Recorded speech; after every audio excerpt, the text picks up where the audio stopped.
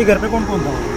उनकी वाइफ यहाँ पे मौके पे मौजूद थी, गेट खुला हुआ था और उन्होंने पूछा कि पति कहाँ पर हैं। उन्होंने कहा अंदर बैठे हैं। उन्होंने पहले भी उनको देखा था कि कई बार वो मिलने आते थे, लेकिन उन्होंने पहले इस काम के लिए कई दिनों तक रैकी की। रैकी करने के बाद में कि आज घर पे ज़्यादा लोग मौजूद नहीं हैं और वो अकेला है, गेट खुला हुआ है और आज मौका है, और उन्होंने मौके की ताक में थे और उन्होंने रैकी करने वालों ने उनको पूरा सिस्टम बताया और वो लोग अपने न्यूज़ देखने वाले सारे दर्शकों ना संजय दून चैनल की राम राम।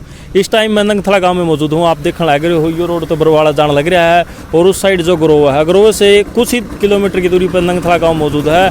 आपने देखी होगी जो पिछली वीडियो जो सरपंच के बेटे की हत्या कर दी जा हुआ है, बताया जा रहा है जेपी नाम का जो व्यक्ति था उसकी हत्या कर दिया जा हुआ है। और हमारे साथ जो रवि नागर जी फिलहाल मौजूद है, इनसे पूछेंगे भी घटना को प्रक्रम किस तरह किया गया, कोई बंदा जानकार था या फिर किसी तरह की कोई रंजिश थी, क्या कुछ था, सारी बातें रवि जी से पूछेंगे। देखिए वीडियो। मेरा नाम अनिल नागर है। तो अनिल नागर जी, आप जैसे हम आज नंगथला गांव के अंदर आए हैं, तो यहाँ पर जो अपने सरपंच साहब हैं उनके बेटा का जो जैसे गोली मार दी जावे है, तो आप इसके मामले में कुछ बताओगे क्या सिस्टम है? असल में ये रंजिश पहले से चली हुई थी, क्योंकि पीछे भी ये लगा कि भाई एक समाज जो है ऐसे समाज में आता है और वो लोग चुनाव में पहल करते हुए काफ़ी आगे बढ़ रहे थे, तो ये बात दबंगों को पसंद नहीं आई। क्योंकि अब की बार भी जो जेपी की वाइफ जो है वो दूसरे नंबर पे रही थी और कम वोटों के अंतर से हारी थी, और इस बात का मलाल था कि जनरल की उसमें भी इन्होंने फॉर्म भरा। संदेश ये था लोगों का कि एससी समाज के लोगों को सिर्फ एससी सीट रिजर्व आए तो ही इलेक्शन लड़ना चाहिए। अगर जनरल सीट पे अगर कोई भी चुनाव लड़ने की हिम्मत करेगा तो उसका अंजाम यही होगा। तो अब आगे जैसे पुलिस प्रशासन की तरफ से क्या कार्रवाई की गई है? देखो, प्रशासन ने हमें भरोसा दिया था कि आप जो है डेड बॉडी का अंतिम संस्कार करें, तो हमने मृतक जेपी का अंतिम संस्कार किया सिर्फ ये सोच करके। प्रशासन ने हमें भरोसा दिया था कि इस पर हम बहुत जल्द बड़ी कार्रवाई करेंगे और जितने भी लोग दोषी हैं, चाहे वो इसके अंदर साजिश में शामिल हैं और या फिर जो घटनाक्रम को अंजाम देने में शामिल हैं, उनको सबको गिरफ्तार करेंगे। लेकिन प्रशासन ने आनन फानन में जो भरोसा दे दिया, लेकिन उसके बाद वो अपने काम में मस्त हो गए हैं। जो मेन मुजरिम है अभी भी वो बाहर घूम रहे हैं और परिवार जो है उसकी जान खतरे में है। सर, जो हत्यारे थे उन्होंने इस घटना को किस प्रकार अंजाम दिया है? बस वो लोग उनका कभी अब यहाँ परिवार में सरपंच रहे हैं यहाँ पे, तो आना जाना रहा सभी का, लोग जानकार थे और इस जानकारी के बेस पे किसी को शक नहीं था कि ये लोग इस तरह का घटनाक्रम को अंजाम देने आए हैं। और वो लोग आए थे सिर्फ ये हम लोगों ने सोचा कि ये लोग मिलने वाले हैं, परिवार के लोग हैं, आते जाते रहे हैं, लेकिन उनकी मंशा ये थी कि भाई उनको हत्या करनी थी और उसको उन्होंने इसको अंजाम दिया और वो लोग भाग गए। कहने का मतलब हत्या हुई है, इस काम को अंजाम देने में सफल हो गए। तो मतलब जो दोषी है तो उसका आपको पता है वह कौन दोषी है? देखो, अभी ज़्यादा इसके बारे में कहना उचित नहीं होगा। हमें पता भी है, उनके नाम पुलिस को दे दिए गए हैं, लेकिन मेन चीज़ ये है कि ऐसी घटना को अंजाम देने के लिए पहले बहुत बड़ी प्लानिंग होती है।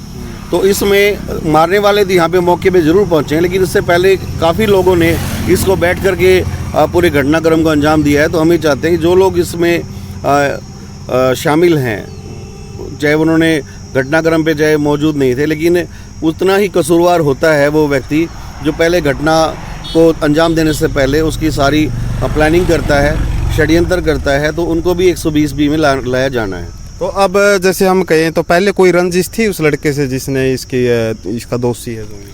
नहीं, बस ये था कि उन लोगों ने अपने ये हो रहा था कि भाई जनरल सीट के ऊपर जो है एक ऐसी कम्युनिटी का आदमी वो कैसे चुनाव लड़ सकता है कि भाई अपने ही उसमें आपको चुनाव लड़ना चाहिए, और ये घटनाक्रम जो है ये उसी का परिणाम है। सर जो इन्होंने चुनाव लड़ा था वो जनरल में लड़ा था? हाँ, ये जनरल में था और ये सेकंड नंबर पे रही थी। सेकंड नंबर पे रही थी। तो कहीं ना कहीं सर ऐसा भी देखा जाता है कि जैसे जब रिजर्व में आता है ना, काफ़ी गाँव में अब की बार मामले आए हैं कि कोई भी जनरल कम्युनिटी का जो एससी की लड़की को ब्याह के ले आते हैं और वो उसको चुनाव में उतार देते हैं और वो चुनाव जीतते भी हैं काफ़ी।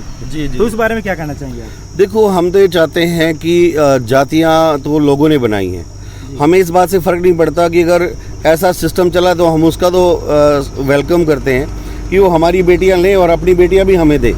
लेकिन सिर्फ चुनाव में फ़ायदा लेने के लिए एक बेटी को ब्याह लाएं और उसके बाद में वो सरपंची के लिए जो है इन चीज़ों को जो है एक तरीके से षड्यंत्र के तहत चीज़ें करे वो भी गलत है। जो जेपी भाई साहब थे वो जो बता रहे हैं जो बंदा है, मतलब उनका उससे क्या कुछ रिश्ता था, दोस्त थे कि वैसे कोई जानकार थे? नहीं, इनमें एक कम्युनिटी का नाम मैं लेना नहीं चाहूँगा, वो बड़ी कम्युनिटी थी और जनरल में थे। और इससे क्या है कि मैं जातिवाद में हम लोग विश्वास नहीं करते, लेकिन जिन लोगों ने इस घटनाक्रम को अंजाम दिया है उनकी रंजिश यही थी कि भाई एक ऐसी कम्युनिटी का आदमी जो है वो जनरल के अंदर चुनाव नहीं लड़ेगा, और ऐसा संदेश उन्होंने देने की कोशिश की कि ताकि कोई और आगे से ऐसी हिम्मत ना कर सर वो दोस्त था किस तरह का? नहीं, दोस्ती नहीं थी। सरपंच के पास में हजार तरह के लोगों का काम के सिलसिले में आना जाना होता है, और सरपंच के पास बहुत सारी जिम्मेवारी होती हैं, जिसमें ना सिर्फ गांव का विकास कार्यों से होता है और बाकी मसले भी होते हैं जहाँ पे सरपंच की आवश्यकता पड़ती है। तो ऐसा तो नहीं सर जैसे पहले रंजिश हो फिर दोस्त मनाकर दोबारा बदला लेने के लिए चाहा उसने? देखो, चुनाव के अंदर इस तरह की बातें चलती है कि आप चुनाव मत लड़ो, लेकिन सिर्फ किसी के कह देने भर से कोई चुनाव लड़ना बंद नहीं करता। ऐसी बातें पहले हुई थी कि भाई चुनाव नहीं लड़ें, लेकिन चुनाव तो अब जिसका भी ये लोकतंत्र है, यहाँ पे हर किसी को चुनाव लड़ने की आज़ादी है, और उस आज़ादी का जो है उन्होंने इस्तेमाल किया। अब उसके बदले में उनकी जो मानसिकता थी वो घटिया किस्म की थी, और उस घटिया किस्म की मानसिकता के चलते उन्होंने इस काम को अंजाम दिया। तो अब आपका क्या कहना, पुलिस प्रशासन इस पर कार्रवाई करेगा?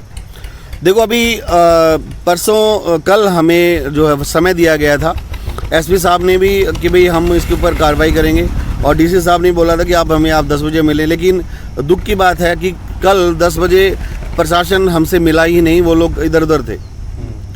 तो आपने कॉल कॉल करके पूछा नहीं भी कहाँ हो सर? हाँ, उन्होंने बताया कि हम जरूरी काम से बाहर गए हैं, ये सब बहाने हैं, और मैं प्रशासन से दोबारा प्रार्थना करूंगा कि इस तरह के ढुलमुल रवैया न अपनाएं।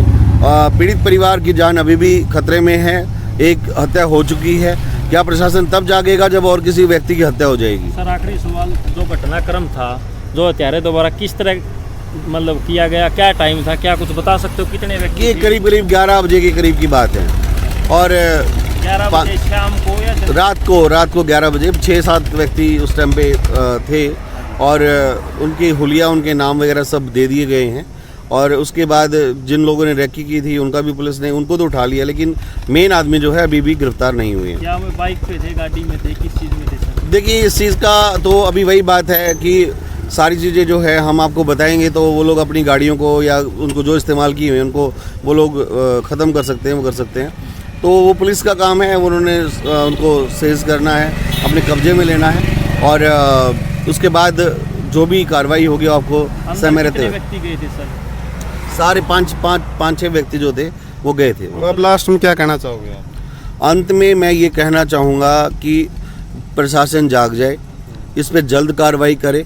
अगर इस पे जल्द कार्रवाई नहीं हुई तो पीड़ित पक्ष अपने न्याय पाने के लिए किसी हद तक भी जा सकता है।